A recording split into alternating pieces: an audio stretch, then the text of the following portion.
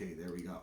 Oh, and I forgot to tell you guys, I have to stop a little early tonight. I have to stop at 8:30 because it is Sylvia's 8th birthday today. And she had to go to gymnastics, which I'm sure is more of a party. But she don't get home until 8 o'clock, and so we're going to have a little party before bedtime because she's busy. So we're going to finish up at 8:30. And next week, I have to make you a practice video because Jennifer is working in Kitchener all week. Yay! With the Kitchener Orchestra, finally. She got the job just before the pandemic, and she's done like 5 shows with them since.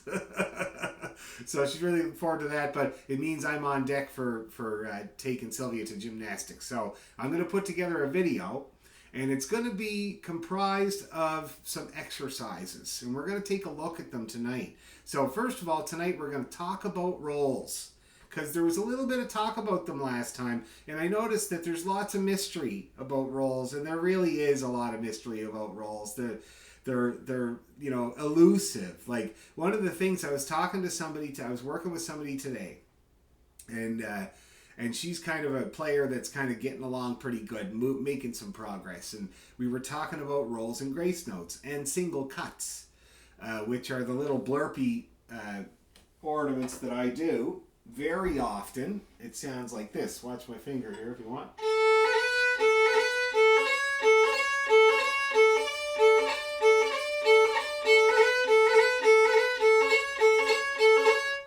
That's called a single cut, and it's a piper move, because when pipers put their finger over the hole, and flute players, sometimes they like to put the finger over the hole and let a little breath of air out to make this little chirp, and you can almost picture it, the little and so they call it a single cut because it cuts the note that you're playing once. All right. And of course, because fiddle players all want to be pipers, we try to do it too. And so what it looks like on the fiddle is your finger comes down against the string to play the note, and it does a little bounce. See that?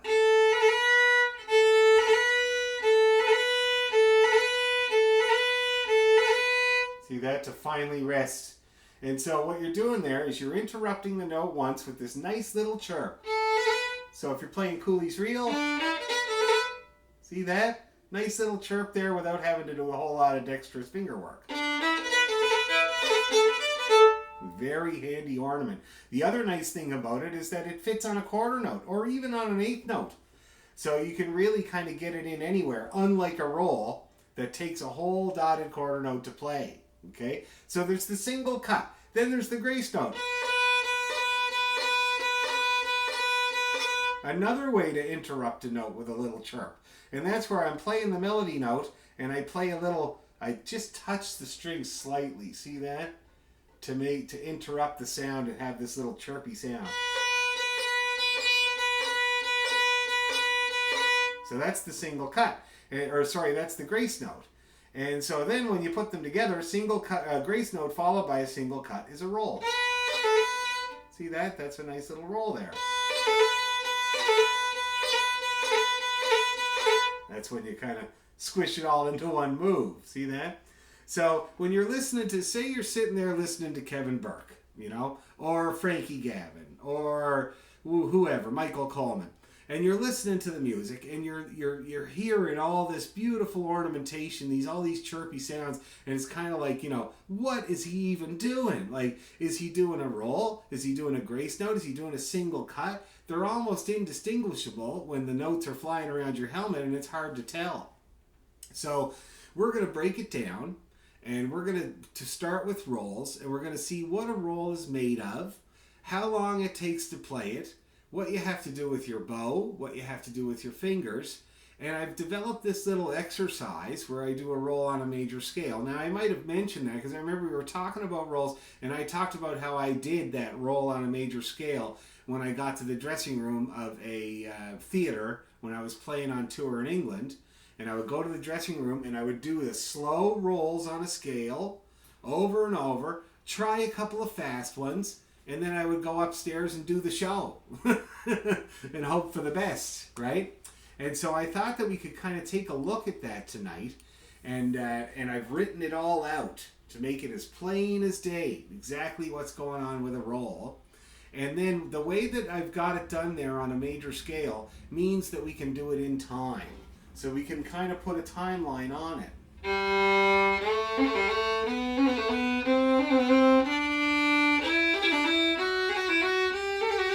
Even when you go fast.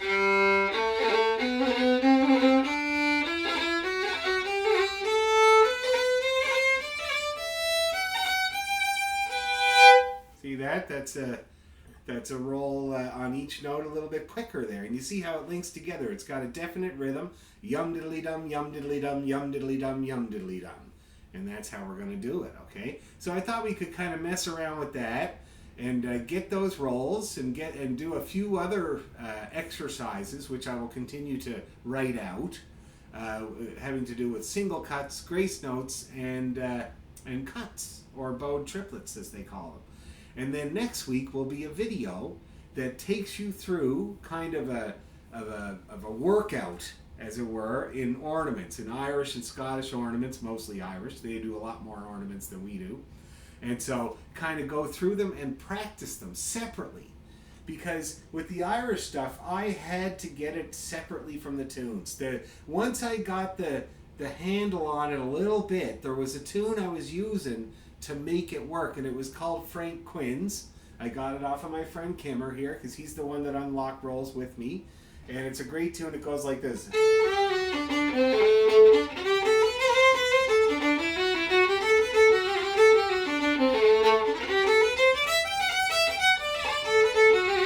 See that? And then the second part is where all the rolls come in.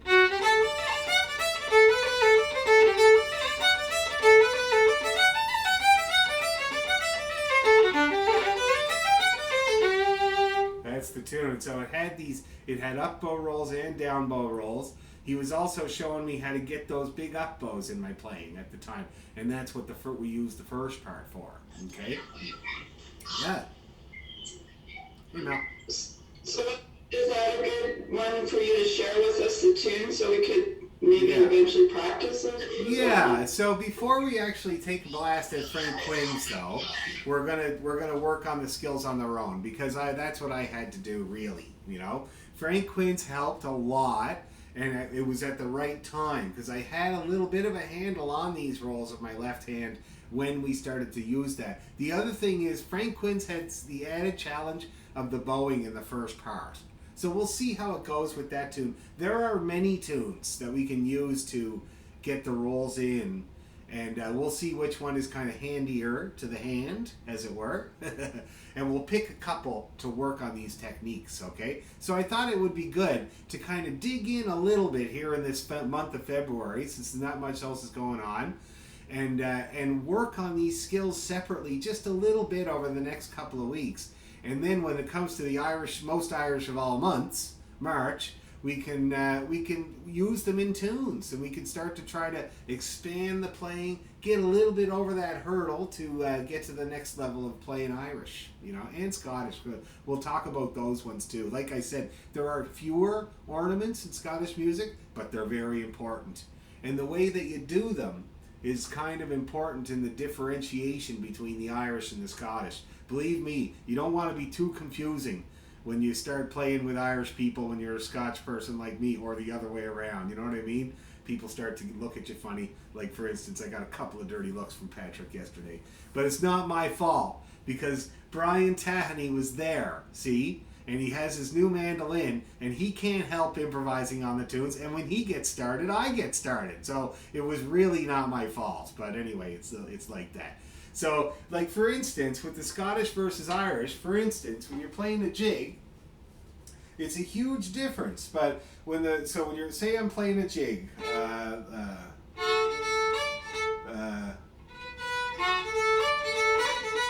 yeah, so the Knopman's Rambles, for instance. With the Irish way, they slur into the grace note. So,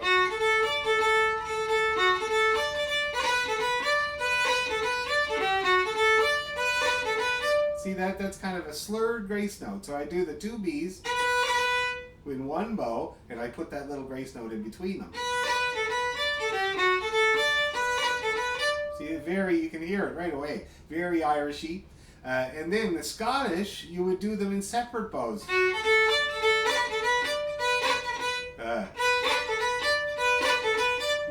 difference there, a huge difference between those two ornaments. One is just in one bow. The other one is in two. You see how the second one is way more percussive, way more kind of jabby. I always say it's like when you do the Scottish ornaments, you got to picture being stabbed by a ski and do, that little knife they keep in their sock, you know? It's little and it's sharp, and it doesn't really hurt you, but, you know, get you. And that's what the Scottish stuff is like. So it's a very, in some cases, it's a very slight difference, and it's good to know about both, you know? You never know, you might want to use both. But I know that mostly here in Ontario, it's mostly Irish music, and it'd be the most handy for most of you guys going out and playing around town and in sessions and stuff. I was shocked when I got here how much Irish there was. Like when I moved here, there was a session pretty well every night of the week. The only night there wasn't a session was Friday night, and that's because that was the night that they did the Cayley dance at the Russian Orthodox Church. So everybody was busy dancing on a Friday. But the rest of the week, Monday was the session at McCarthy's, and Tuesday was Patrick's session. It floated around, but he always had his session on a Tuesday, and then that was later Ina's session at Cayley Cottage. Wednesday was the Cultus at the Transact. Thursday at Dora Keogh's, of course. Friday was the dance. Saturday usually at Dora Keogh's, and Sunday at Dora Keogh. See that? So I would go to every one, you know, trying to learn all the music. That was my main thing, trying to get all this Irish music. And I remember calling my father and saying, geez, there's lots of Irish music here, Dad, but there's no Scottish music. Like, unless you're playing the Highland pipes, you're really not much Scottish music. And he said, well, I'm not surprised. All the Scottish people that went to Ontario were Presbyterian, and they didn't drink or dance or anything like that. He said, you're better off with the Irish. Anyway, so I thought we could play around with those things over the next couple of weeks. So first of all, let's get warmed up, and I'm going to play a tune with lots of rolls in it, okay? And this could be a tune that we use. I'll let you guys decide. I'll play a couple, and we'll try to kind of get ready to play that tune using these skills. But first of all, let's get warmed up. So let's play. We're going to use a lot of G major tonight in these exercises. So let's practice our G major scale and arpeggio. And my tuner's frozen. Hold on one second. Okay. All right. So regular plain old G major scale to start, just to make sure everything's working properly. Ready, go.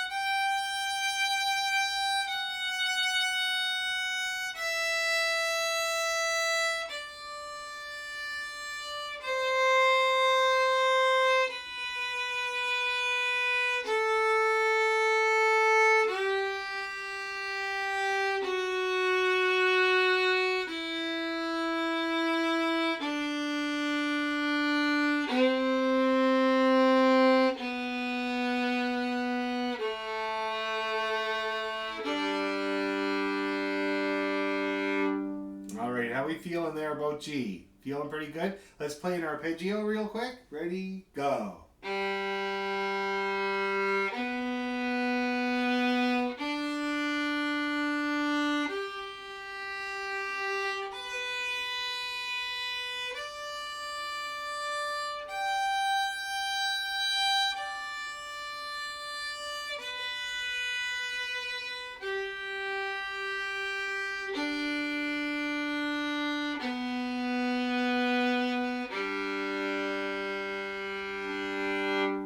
Okay, everybody feeling pretty good? Good success rate? Okay, let's go faster. All right, let's go about like this. My E is a little...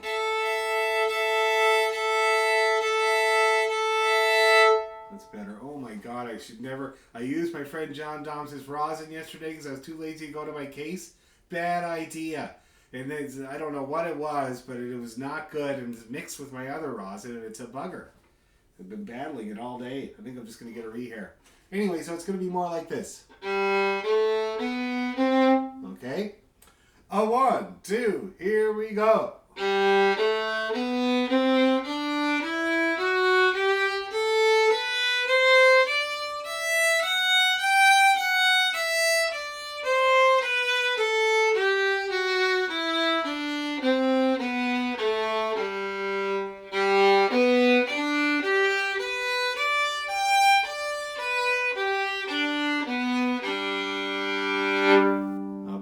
Now, let's do our double stops in the key of G because we're also going to talk about using double stops as ornaments as well. Where you might use them, why you might use them, and how you can do them.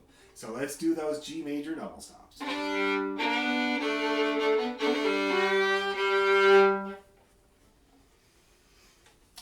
right, here we go. And then we'll do 2 per for the practice. 1, 2, 3, go.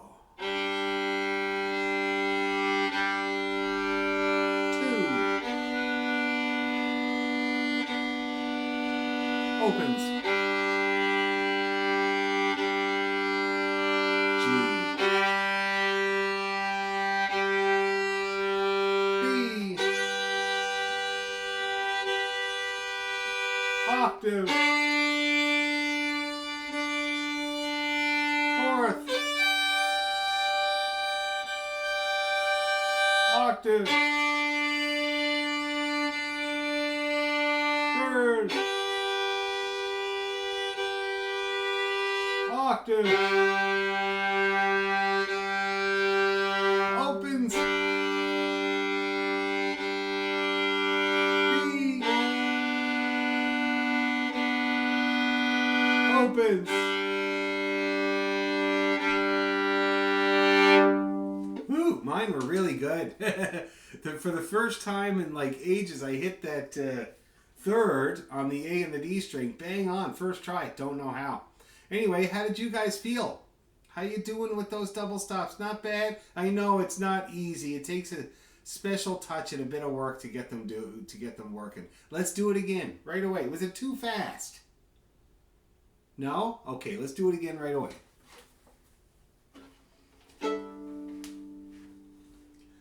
A 1, 2, 3, go.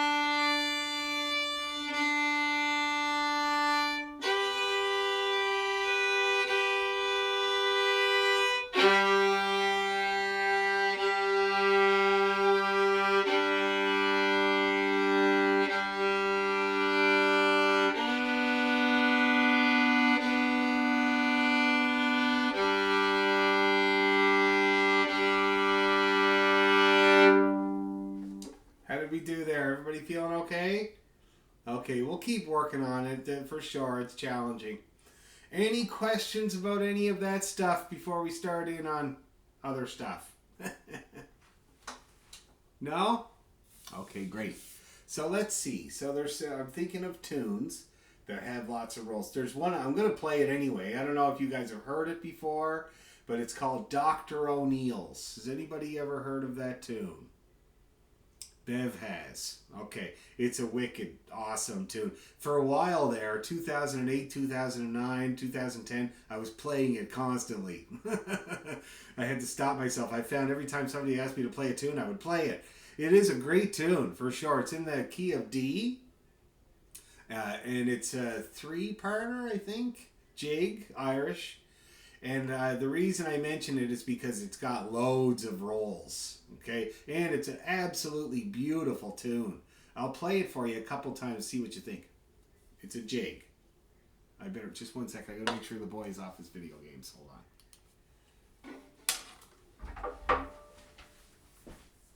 Jerome, are you off? Are you off the computer? Okay, get off now, please. Okay.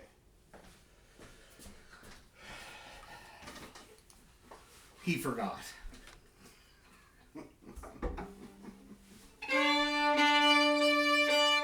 Okay. So I'm going to play this Dr. O'Neill, see what you guys think.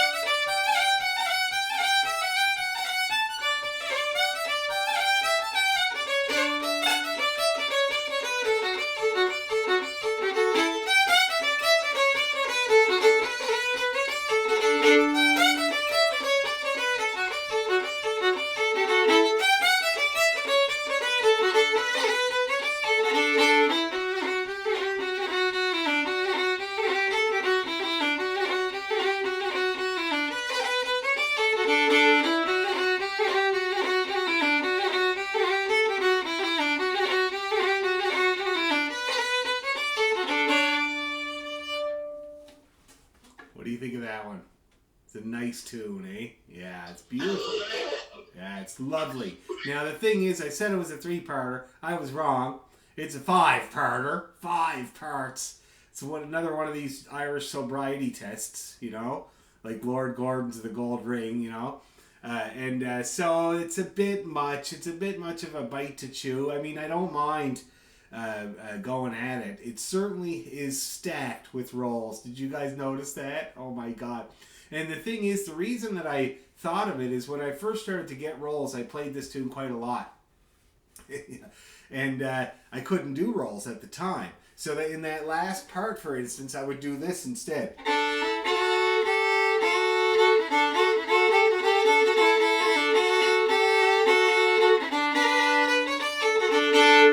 Double stops instead, which, you know, it totally works in a pinch, but who wants to be in a pinch, right?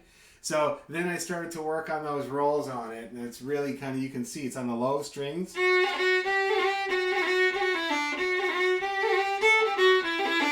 that? And it started to work eventually, but that's why I say I feel like I was playing this tune for like 3 years solid in a row, and I'm pretty sure that's why. By the time you play Dr. O'Neill's and you get it really good, you're good at like 80% of rolls. You see what I mean? And you can use them in other tunes. Now, another tune that comes to mind, this is a real Irish study tune. And apparently it's been used as a study for a long time, and my buddy Brian said that he definitely studied it when he was like coming up through in Sligo, and it's the Sligo Maid. Okay? And I'm sure you guys have heard of that tune. Let me play it for you, fully ornamented, okay?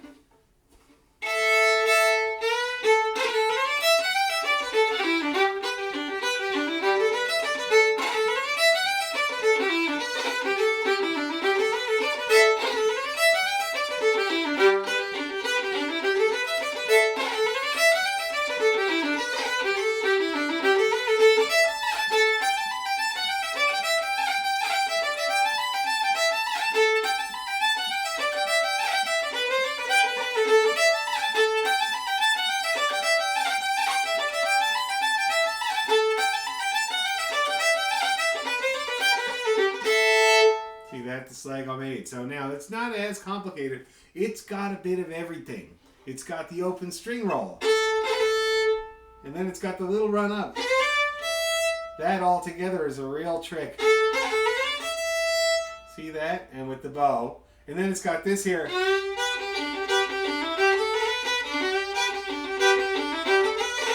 See that? That's another, you run into that all the time, see?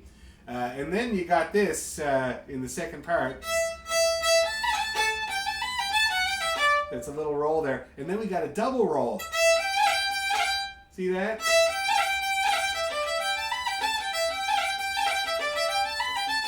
That's a Kevin Burke special. He does plenty of those. See that? And then the ending, up bow roll. And a little grace note too. So anyway, so it's people break it down. You know, my buddy Brian said that him and his whoever was, I can't remember who was showing him how to play. They worked on the first phrase for ages, getting the bowing right and everything like that. So we'll eventually do both of them. But that's what we're going for. See that? That's what we're going for. We're going for being able to pull off those rolls easily and nicely and be confident about it. So first of all, let's talk about what a roll is. So a roll is when you're playing the melody note of a tune and we play an ornament on it. So first of all, you play that melody note for the length of an eighth note, and then you play the note above, okay? Then the note again, then the note below, and then the note to finish. 5 notes all together. Now you can see in the exercise I sent you, I wrote those all out. And you never see that. You never see a roll written out. It's always a little squiggle line over a note, you know, or something that's supposed to mean a roll, and everybody's supposed to know what it is. But that's what it looks like. So do you see how the eighth note comes first? So you play that melody note for the length of an eighth note, and then you do those 4 16th notes there. And it's going to be 5 notes all together. Yum diddly yum. Okay, and that's how the rhythm goes. All in one bow. That's another thing I notated there on the music. All in one bow. And that's kind of a hard thing for a lot of people to get. One of the most common things is for people to split them up into 2 bows at first, you know, unconsciously. So those are the challenges, and that's what a roll is made of. I should clarify that when I say the note above, so here I'm going to play an E roll. When I say the note above, not everybody uses the note above. A lot of people use the next note, the third finger, and I'm one of those people. Kevin Burke does too. There's a few people that use their second finger rather than the third finger, but many people use their third. So you're going to have to figure out for you which is going to work better, okay? And what you like the sound of better. Here's the sound of the second finger. Here's the sound of the third. It's not much of a difference. See, the thing is about that note, you're not really playing it to play a pitch. You're just interrupting that B with the little grace note. See that? With the little touch. So it doesn't really matter whether it's your second or your third, except that I find the third smacks down on the string really nicely. And it's more powerful. So entirely up to you, okay? But I should clarify that because if you're watching my hand, you'll notice that, okay? So yeah, so the note above, the note again, the note below, and the note to finish, all in one bow. And that's the way it should sound. See that on the second finger? Now on the second finger, I use my third finger for the grace note. I don't use my fourth, okay? So I do use my second finger for the grace note on the second finger. And then for the third finger, I use my pinky. And that's the hard one. Now you can see I have to contort my hand a little bit there. I gotta lean into my third finger.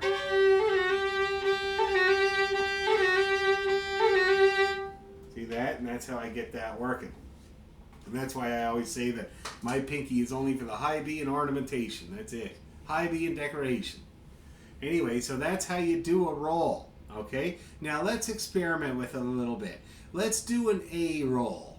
So that's what we'll do. No, actually that's on the G string. It might be a little hard. Let's do a B roll, okay, on your B. So that's A1. So this is what we're going to do first. We're going to do it slow. We're going to go yum diddly yum, okay? A 1, 2, 3, go. Okay? And it's okay if you hear the notes right now. It doesn't matter. You're just trying to get the choreography under your fingers. Let's do it again.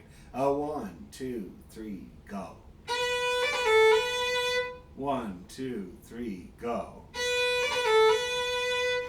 1, 2, 3, go. 1, 2, 1 more. Oh, that last one cracked good for me. And that's what I'm looking for. See, I'm a Cape Bretoner.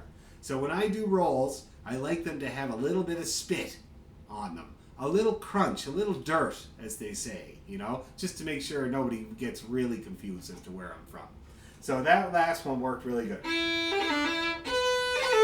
There, another little bit of dirt there. That's great. That's exactly what I'm looking for. Now, let's try some on the E. That's on the D string. It's feels a little slightly bit different. Here's what it sounds like. 1, 2, 3, go. 1, 2, 3, go. 1, 2, 3, go. 1, 2, 1 more. Okay, yeah, so that last one cracked for me again, see? I also like it because it mimics the pipes a little bit better. When they do those grace notes, they have a cracking sound. That's what I'm kind of looking for, okay? Yes?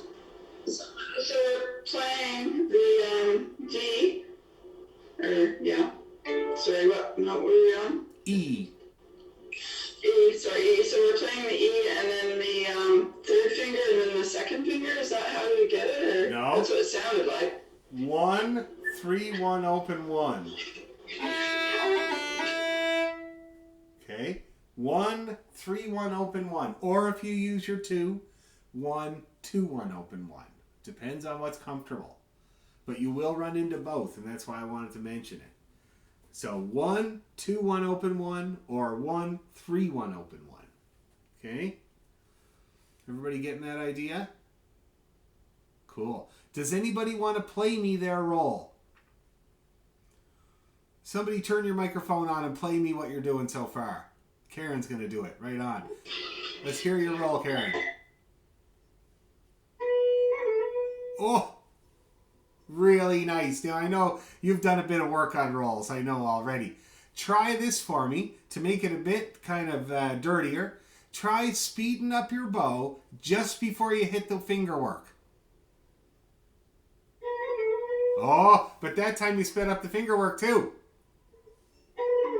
Oh, that's hard. The coordination. Oh, but you hear that's... See how it brings a little life to the ornament? When you speed up your bow just before you do it, it pops a little better. Try it again. Try one more for me. Okay. Oops, squeaky. Oh, I liked it. It's good. You feeling that?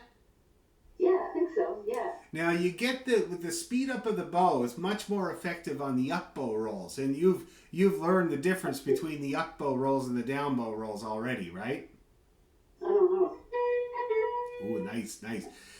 Patrick might call them short rolls, you know, the up bow ones. Yeah, he differentiates between the two, but Yeah, oh yeah, they're different. They're a lot different. Now the thing is, you can do a down bow roll on the up bow. You just got to approach it a little bit differently. But by definition, they are different because the up bow roll is the rhythmic driver, whereas the down bow roll is kind of it really is an ornament. See what I mean? It's kind of, you stretch it out a little bit more and it's a little bit longer. That's why they call it the long roll. Can I try it and see if I'm understanding it right? Yes, please do. Yes, that was it. Okay. Get your finger down a bit quicker at the end. Try it again.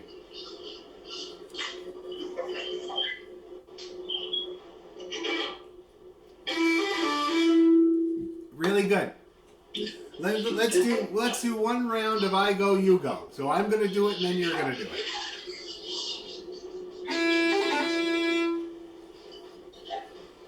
Your turn. Everyone or just me? Everyone, but especially you.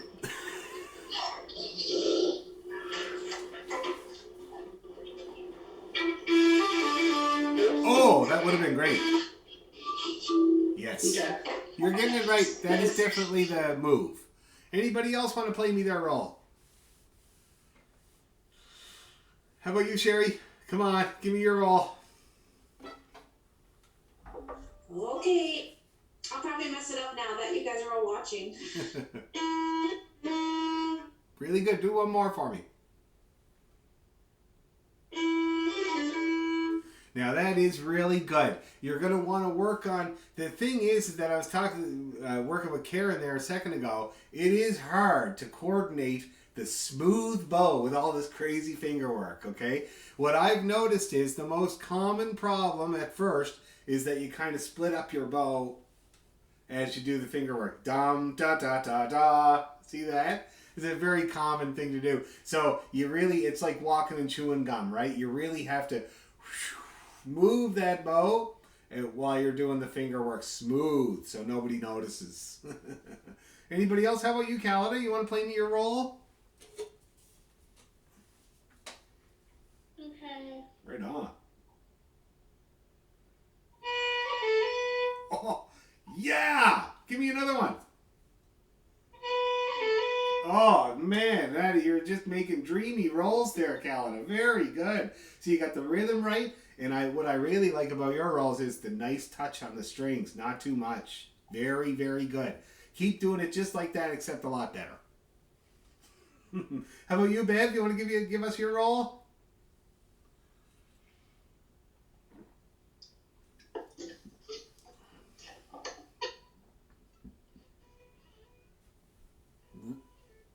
Really good. Really good. Good timing and everything. So, so that's the first finger roll. So let's do a little bit of, we're going to try doing rolls on all the first finger notes. And I want you guys to notice the difference because so far we've done B rolls and E rolls, but the F rolls are going to feel a lot different. And of course the low A rolls, different kettle of fish altogether. Okay, so let's do some. So first of all, because you're all so good at the E and the B rolls, let's do a bunch of them. So we're going to do B roll, E roll, B roll, E roll.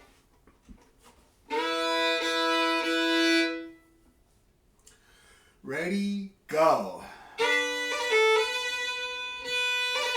Oh, whoops. I screwed it up. Oh my God. Let's do it again. So, and I'm going to do separate. I'm going to retake the bow so that we're only doing down bow rolls right now, okay?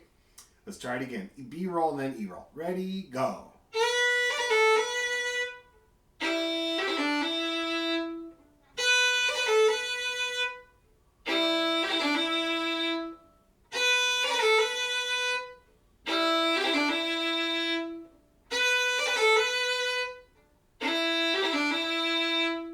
Now, by the looks of it, everybody's getting along pretty good, okay? Keep working on it. You want to touch the strings as little as possible, just the tiniest bit to get that nice chirp. Now, let's try some F rolls. Let me demonstrate. Look at my hand.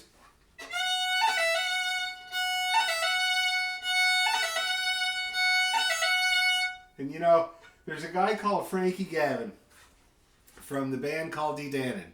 And they refer to his third finger, especially on the E string, as a snake's tongue. See that? And if you've ever heard Frankie, he's a wicked player. He's one of the best that ever lived. He has the Guinness World Record for playing Fox Hunter's Reel at 150 beats per minute, note perfect with all ornaments intact, right? He's just insane, this guy. He won the All-Ireland on flute and fiddle at the age of 17, you know? And he never got big because he had polio when he was a kid, right? So he's he looks like Frodo, basically. He looks like Frodo from Lord of the Rings, you know? But his hand is unbelievable, and it is a snake's tongue. Now, on the E string, that's really important because you guys know, if you linger on the E string at all, you get that, right? So if you do your grace note and your finger's lazy and kind of touches it when it's done, you're going to get a big whistle, okay? So you have to be very nimble on that E string. So let's do some of those F rolls and keep that in mind.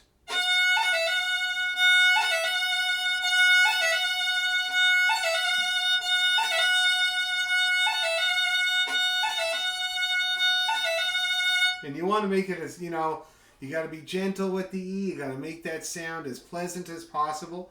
If you find your E string very harsh, which some people do, find their E string very harsh, you might consider getting a gold one. The gold cuts down on the harshness quite a lot, okay? And it makes it easier to play and it makes you more likely to give it the gusto when you get over to the E string, okay? So that's F rolls. Did everybody notice how different it felt? The other danger with the E string is that it's tighter than all the other strings put together. So when you're trying to make a getaway after doing your grace note, it's kind of like the screen door that sticks to your butt on the way out the door. You know, it's like, it's hard to outrun the E string with your finger. So when I do the grace note, I try to go off the side. See that? No danger of it at all. And it's also like, it's kind of like the motion that I'm doing is this. See that? And that's what differentiates it from fingering the note, which is this. I'm doing this. It's kind of like a little pluck, a little pass by. See that? And so that's how to avoid that whistle on the E, and the reason you whistle on the E is because it's so tight. It just flies up to touch your finger when you don't want it to. Okay? So that's what's hard about that. And also, the same thing goes for the single cut at the bottom. When I finish it, I got to get that finger down firm because that E string is so tight. I can't let it be a little bit lax because it'll whistle again.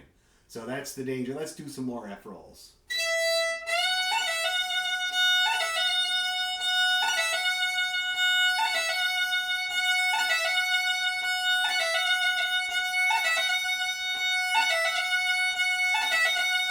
Okay, now let's look at the A roll. So that's over on the G string. Now look at how I approach it. See this? I don't know if I told you guys, but I should have if I didn't, but I'm sure I did. To play on the G, you gotta crank your elbow over, okay? And that way you're over the strings and you don't have to reach across with your fingers. See that? Very awkward and very inaccurate. So you want to crank that elbow over, especially when you're doing rolls, because now you can kind of tickle that string nice and kind of dexterously. Whereas over here you gotta try to get over there. Much more awkward. So you crank that elbow over and then you tickle that string.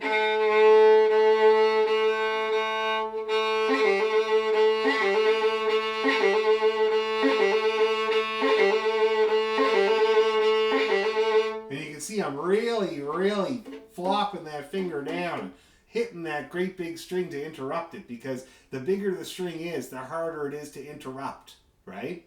So I really got to give it a good whack. And plus, because I'm a Cape Bretoner, I want a little bit of dirt there, so I really give it a good whack.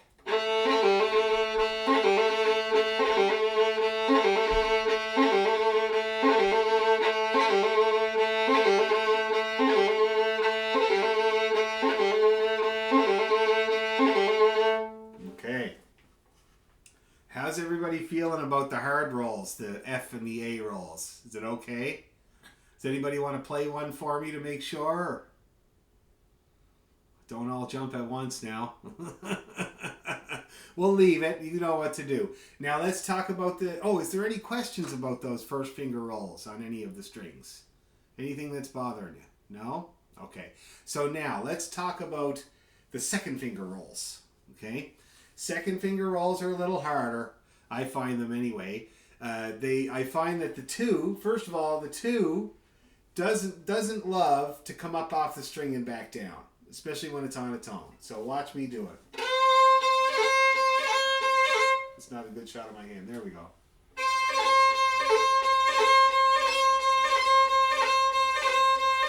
See what I'm doing there? So another thing that I always point out is that for most people, when you do the second finger roll, it doesn't sound like this. It sounds like this. See that? Because my first finger doesn't really make it all the way down to the string. See that? So what it actually is this.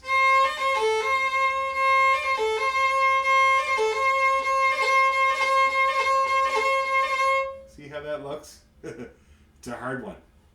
So let's go through it slow. We'll start with the C roll, C natural roll.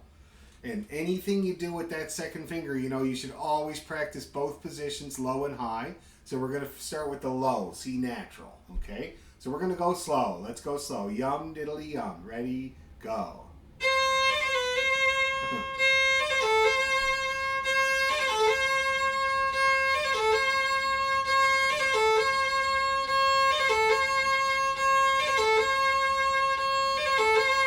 Now, not not everybody goes right to the open string when they do the second finger rolls. Some people actually do go to the first finger, a lot of people. So you see what works for you. If it works for you, then that's great. For me, it doesn't work. It just gets in the way, okay? But when you see a second finger roll written out, it's usually to the first finger, okay? Because a lot of people do go to the first finger, but not everybody. Most of the people that I know don't. They go to the open string. But I do know people that go to the first finger, okay?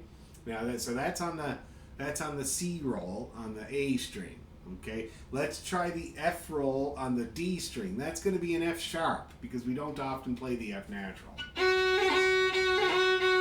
So watch me doing it here. You can see my hand.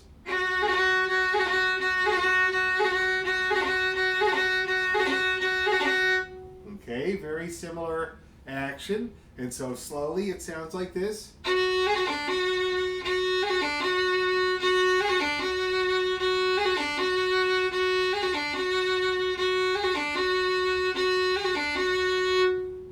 Okay, that's the F roll. F sharp, I should say. And now let's take a look at the upper one. So on the E string, we'll start with the G natural roll because that's more common. Oh yeah, it feels a lot different. Check out my hand.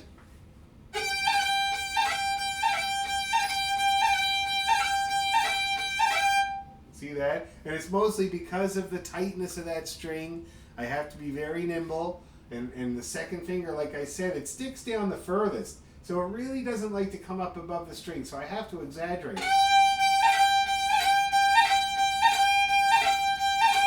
See that? And I kind of use, I just noticed now, I kind of use the side of my finger to battle that problem, you know, for me anyway. Depends on your hand, of course. But that's the second finger roll on the E. It's not an easy one.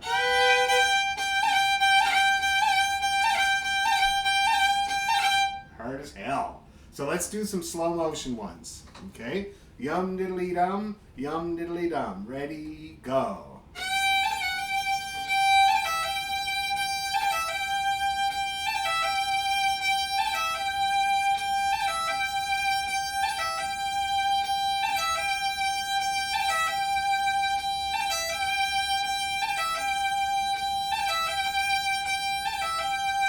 Okay, that's the G roll. Now let's go down to the second finger on the G string. Alright? That's also going to be the higher position because we don't do rolls on a B flat very often. B flat is a very Scottish note. Look at my hand, guys. Again with this G string. You need more action.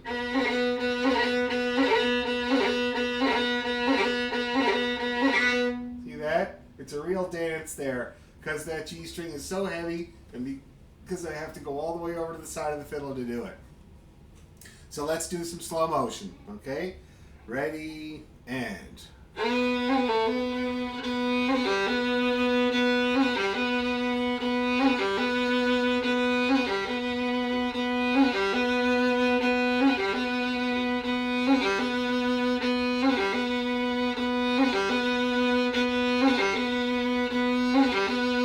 Unlike the E, with the G, I start off to the side and I go like that. See that?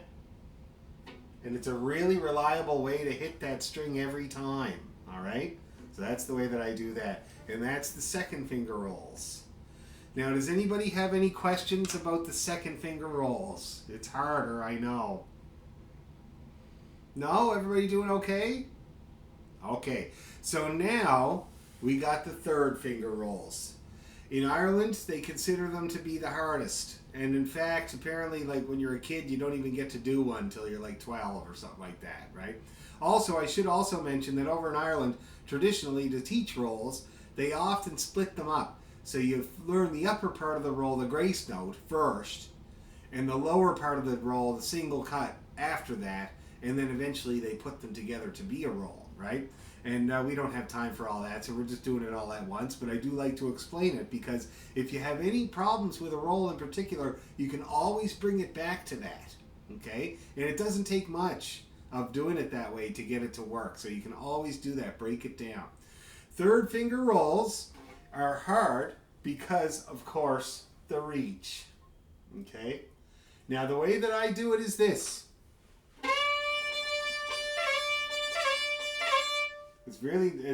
Those were a good couple of rolls there. And what I do is I rest the weight of my hand on my second finger.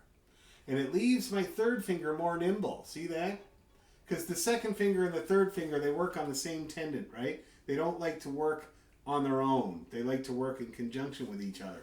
So if I put my weight down on the second finger, then my third finger can really actually be quite nimble. See that? And so then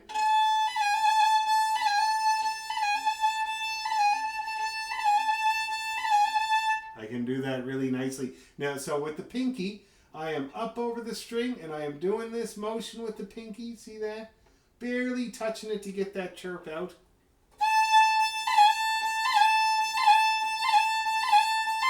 And then a little move there to get the single cut. And that's your third finger roll.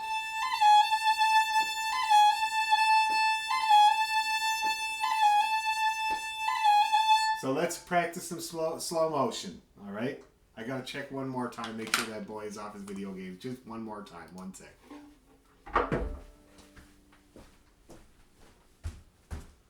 You're off now, right, Jerome? Great, man. You reading? You're the greatest boy ever, and I love you. He did get off his video games. He did. Excellent. No fighting tonight. Anyway, so that's on the E string, okay? And you guys know now the dangers of the E string. You got to be quick. You got to be off of it. You got to get out of the way of it or it'll squawk at you, all right? So let's do some slow motion E3 high A rolls. Ready, go.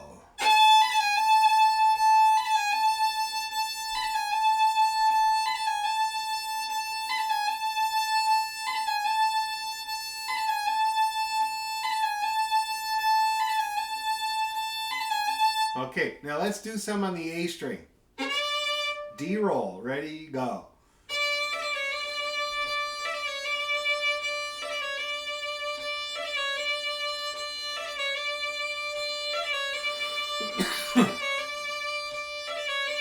Okay, let's do some on the D3, the G roll.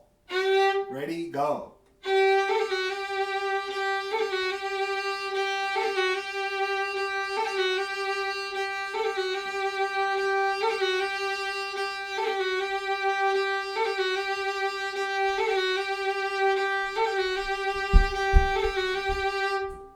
Okay, now let's do C roll. Now that's, I don't need to tell you all the challenges because I've already told you. So let's just do it and see what happens. Ready, go.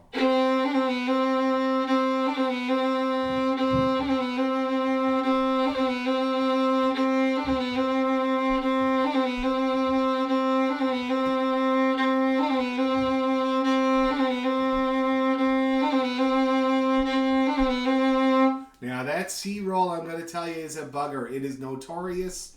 Everybody complains about the C roll. You know, I remember my favorite bow in the world is at Heinel, and it's a Lamy from 1850. That's a French family that made bows in the 1800s.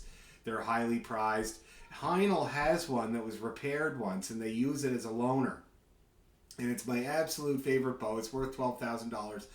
With that bow, I color Yvette.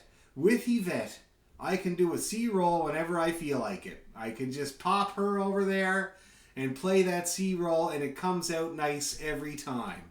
With this big fat German, I would say 60% of the time the C roll comes out because it slams into the C with too much weight. Okay? And then it's kind of growling at me. See what I mean? With Yvette, I can skim that off and she comes out right nice every time reliably. See what I mean? And that's why you pay the big money for a good bow. Yes, Mel? I'm having trouble keeping my second finger down. I find it throws off my other finger when I try and do the roll. I get better tune just having it forward. Well, awesome. That's, and whatever, I gotta say as well, that what I'm showing you about rolls, right, is my way of doing it and my way of learning it.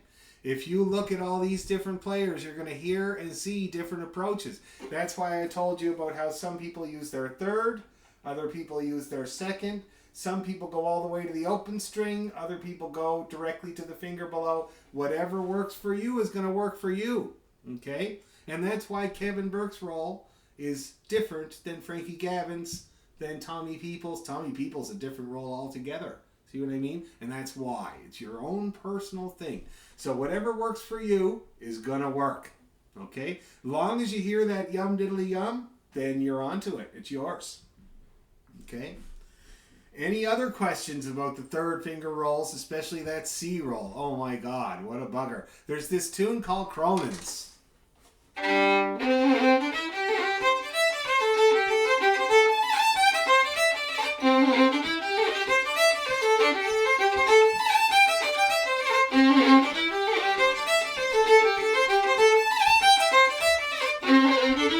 See that? Oh my God. I used to play that with Brian and Kim.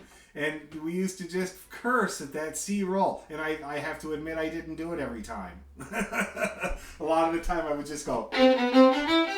See that? Just because, I don't know, it's just really hard. I find that one to be the hardest one. Okay? Any questions about any of those rolls? Anybody? Now, Karen, does this differentiate a lot from the way Patrick talks about rolls? No, not the same. Yeah. He does sometimes say, and I think it depends on the tune. Sometimes the third finger, sometimes the second. But oh, he does it according to the tune.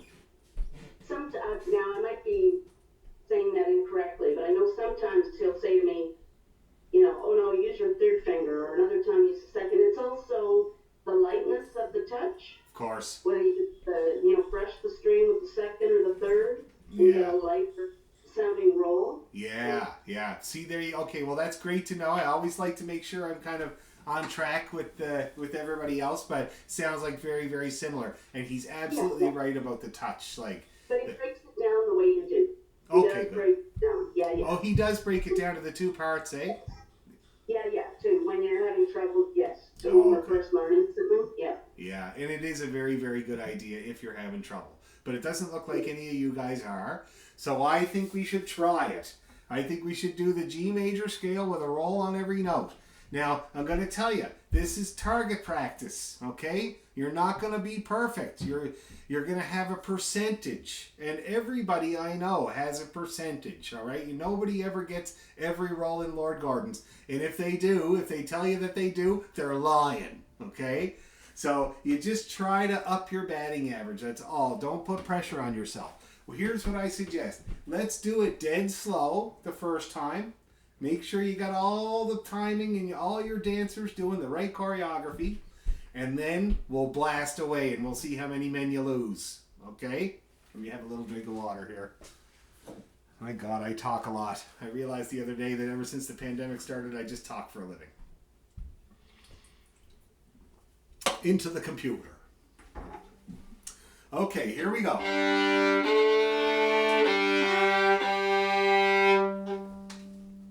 So it's going to be about this fast. Oh, you might notice how I wrote the open strings. I just wrote regular long notes, okay? There is a thing called open string rolls. We're not going to mess with that. They're also called fake rolls, all right? We're going to use those open strings for a break for the left hand, okay? So just play them.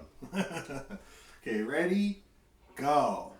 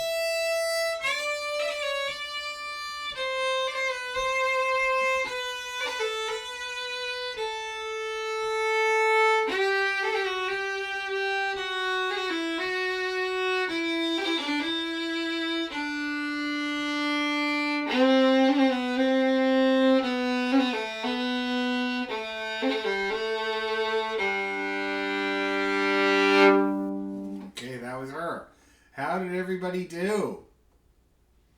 You see that balancing act that happens to your hand when you're doing the one after another? Eh? And like that tune I showed you, Dr. O'Neill's, you end up doing that, right? There's lots of tunes where you end up doing that one after another. And it takes on a rhythm of itself. See that? Let's do it again. Exactly the same way, except better, of course. A 1, 2, 3,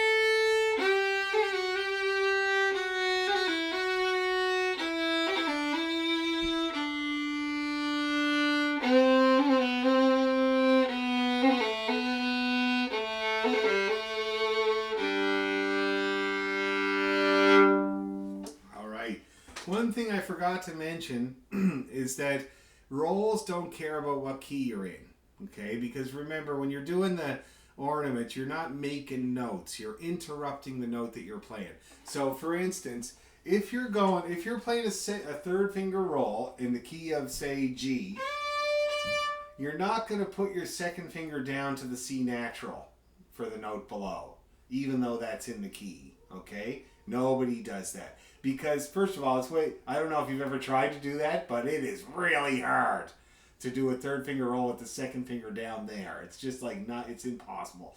So everybody just kind of does that move I showed you. And the reason that it doesn't matter is because you're not supposed to hear that note below. You're just supposed to hear a little chirp. See what I mean? So make life easy for yourself. Whenever you're doing the third finger rolls, it's always just regular first position. You don't have to try to be in the key. See what I mean? Rolls don't care, okay? Any questions about any of those rolls and the way they join together? Anything at all? No? Well, you know what that means. We're going to go a little bit faster, okay? It's your own fault. Let's do it. So let's go. Yum, yum, diddly dum, dum, diddly dum, dum. Just a little bit quicker. 1, 2, 3, go!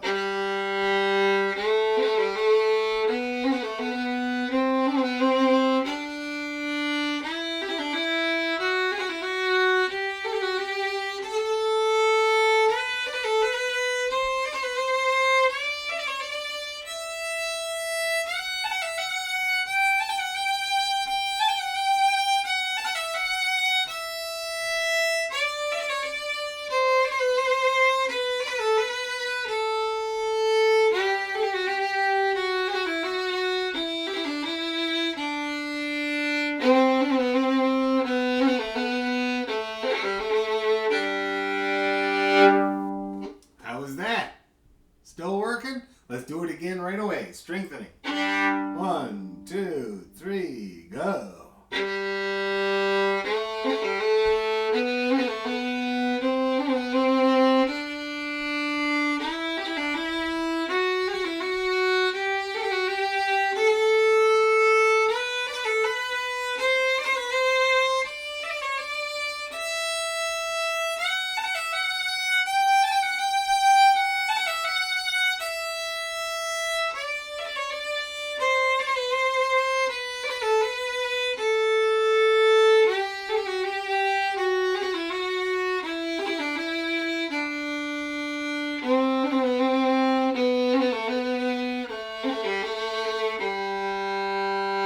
Okay, now it looks like it's getting smoother, definitely.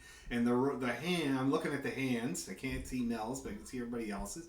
And I'm starting to see this rhythm of the hand kind of working its way up the roll and then back, like kind of, this kind of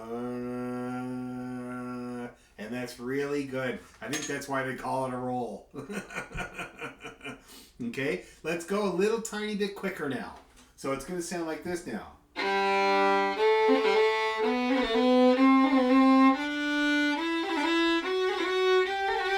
Now, even at this speed is approaching dribbling the basketball, but it's not quite dribbling the basketball, right? We're still muscling out each thing.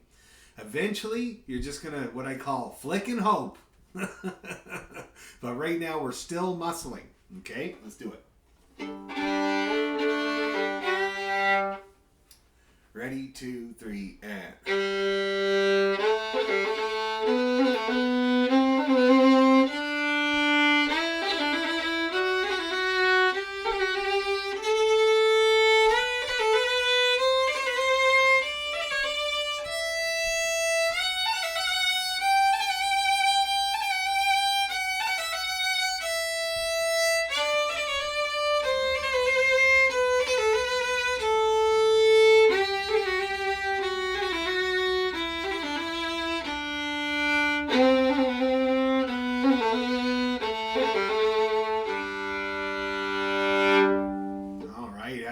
Feeling at that speed?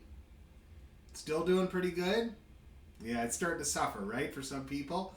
And that's what's going to happen. Now, I always use the fast as a tester, okay? So I go slow, slow, slow, slow, try fast, see what goes wrong.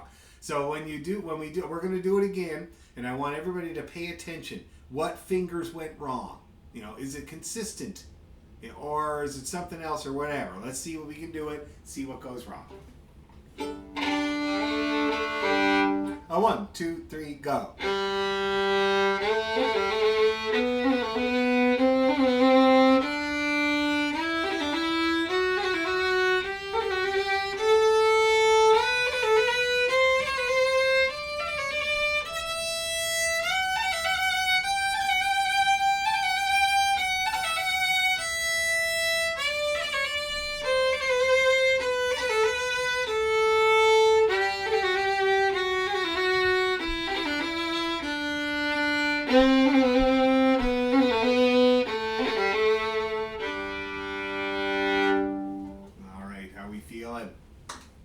Did anybody notice? Did anybody have any consistent fingers that are not working or anything like that when we went fast?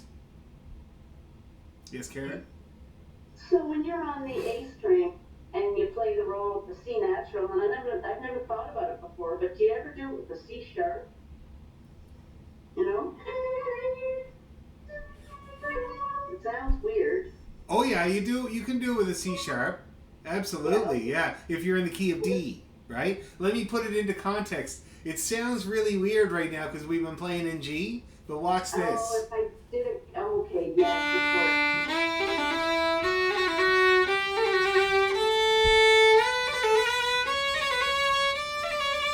See that? It's amazing. A little context goes a long way, eh? Good question, though. And that's why we're starting with G, right? But then we'll do other keys. We'll do D is a really good one. A, I find to be very good because you learn how to do the rolls on all the hard notes. The C sharp on the G string, the C sharp on the A string, the G sharp. Now, I'll tell you, you don't often do a roll on a G sharp in Irish music because there's not a huge number of G sharps in Irish music. It's way more in Scottish because we're playing an A all the time, right? And an E major. But for the Irish, it's not as common. But I figure the best approach to rolls is to get good at them all. And then it doesn't matter what comes at you, right? You're good to go. But it does help to do it in the key. And Karen just illustrated why. So we'll do G first. And then we'll do A. I'd like to do A after that, okay? And then we'll do D. The problem with D, it's a very common key for the fiddle, of course. Everything's in D. But you can only practice it in one octave. So it kind of wrecks the context. You have to do it. I do what they call D major extended. So I'll just show you what that would look like.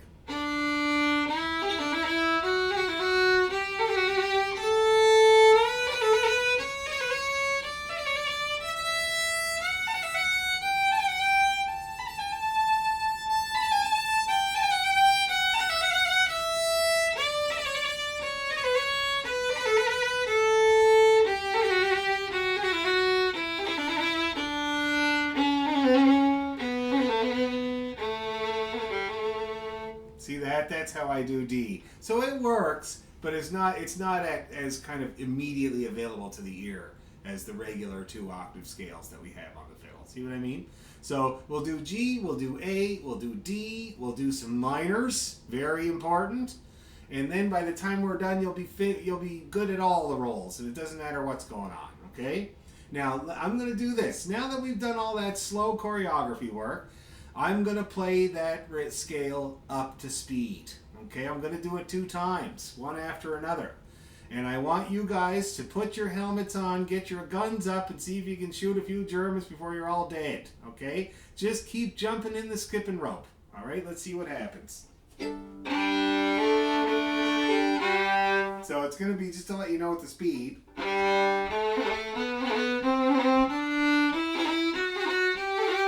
you can hear now how I'm starting to dribble the basketball, right? It's happening on its own with its own rhythm now. 1, 2, 3, go.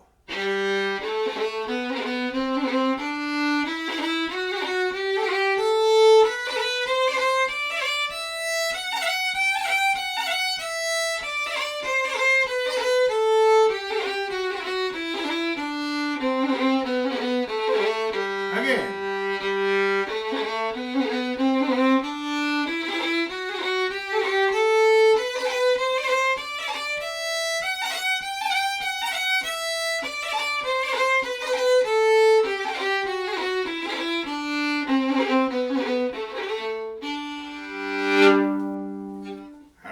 Feeling. I want to hear from everybody. We'll start with, how about you, Calida? How did you do with that? Did the basketball dribble for you or not? Not at all. Yeah. Okay. Yeah. That's normal. Did at least one of them work? Maybe. I don't even know. You don't know? Okay, well, we'll try it again, but you're very honest and it's good to get your feedback. How about Sherry? Did anything work for you, Sherry? I was good on the first note, and then I was behind you. So Yeah, okay. But the first one worked? The first one worked, yeah. And then I think I thought, instead of just letting my fingers do what they needed to do, I was thinking too much. Yeah. Go high, go low, go high, go low. And then, yeah, it was a mess after that. I should also add that, I've been a fiddle player for a long time now, and I haven't thought in a long time. I just don't think anymore. It takes too much time, and it gives me a headache and makes my nostrils flare, so I just don't do it. How about you, Bev? How'd you do with the fast flicky? I got some of them, but it was fast, like just doing them all, Yeah. In sequence, and up towards the top. Sometimes I can't tell. You repeat the top note, right? Oh. Coming down there sometimes or not, or. I didn't. I realized I didn't repeat. I repeat this. I'm not a repeater. I'm a non-repeater. It's just the way I was brought up. I used to do workshops, and I used to call out before I'd start, how many repeaters? Some people do. I did it on the slow because first of all, it filled out the whole thing right to the end of the bar. See what I mean? But also, it's a little bit of extra work on the second finger roll. Nothing wrong with that, okay? But can you tell me which one suffered the most? Which finger? Which string? Probably, I think it was it was the E coming down on the D string, because I used my second finger instead of my third finger. And I don't know that I've ever done that. Yeah. But it's just like, oh, help. Yeah. It's like you're scrambling, whatever finger hits there. Oh, man. But, I used to have problems with that E roll. Like when I was doing Magic of Ireland, the tune I was doing, I can't think of the name of it now. McGovern's favorite, great tune. But there, in the middle, I wanted to put this big roll on the E to start with instead of the melody, right? And I was working it up, and then I slammed into it. My friend Sean Gavin was standing beside me because he would pick up on the next tune with me on the flute, and then these two dancers would come out. It was a whole thing. And I remember I hit that E roll, and I did not make the roll. And Sean leans over and says, first finger rolls are supposed to be the easiest. Right in the middle of the show. My God, no respect at all. Anyway, so it is tough. The E roll is tough. It eluded me for a while. How about you, Mel? How did you do? Which one sucked for you?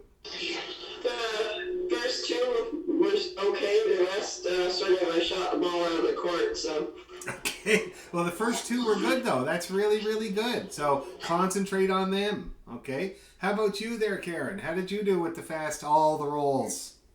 I fell apart. Did So you? then I just started playing the scale. Well, that's fine. And then, of course, you're going to try to jump in, right? And if it was me, I'd be playing the scale, and then I'd be like, okay, B, I'm going to do it. I'm going to do it. Ah! Let's do it again. One more time with the fast rolls.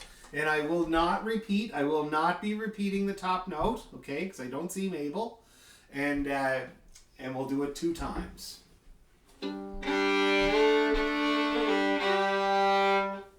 Oh, 1, 2, 3, go.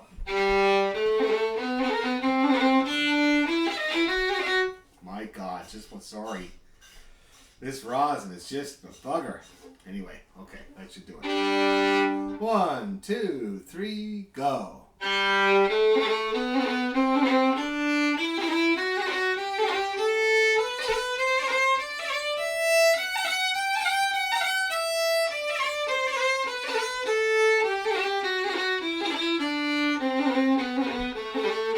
Again.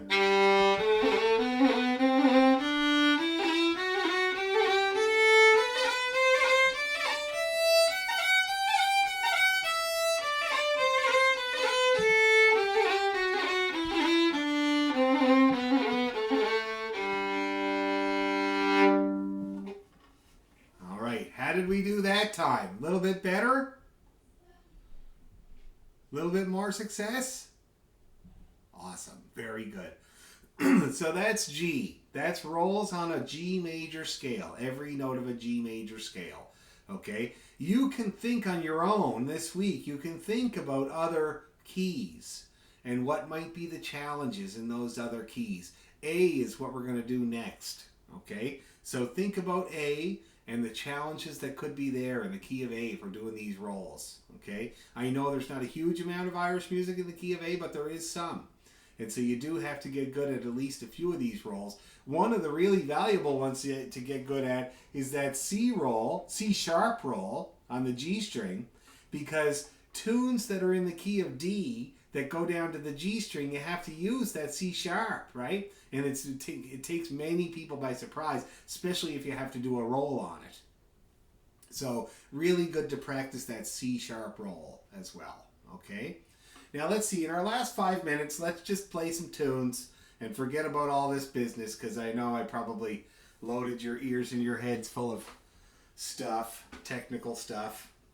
So why don't we do our set of reels, the life-changing lady. So the drunken landlady, the barmaid, and the, what do you call it there? What's the last one? Drunken landlady, the barmaid, and the wise maid. That's right. Okay? Sherry, do you have those? You're looking puzzled.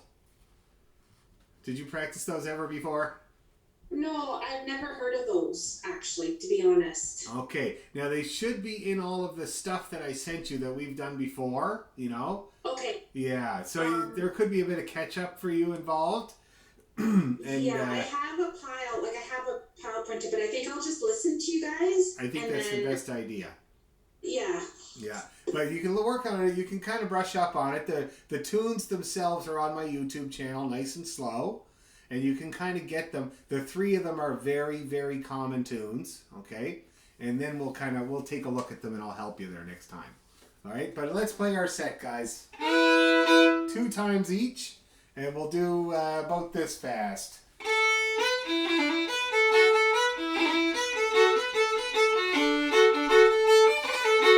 Okay, let's do it. 1, 2, 3, 4.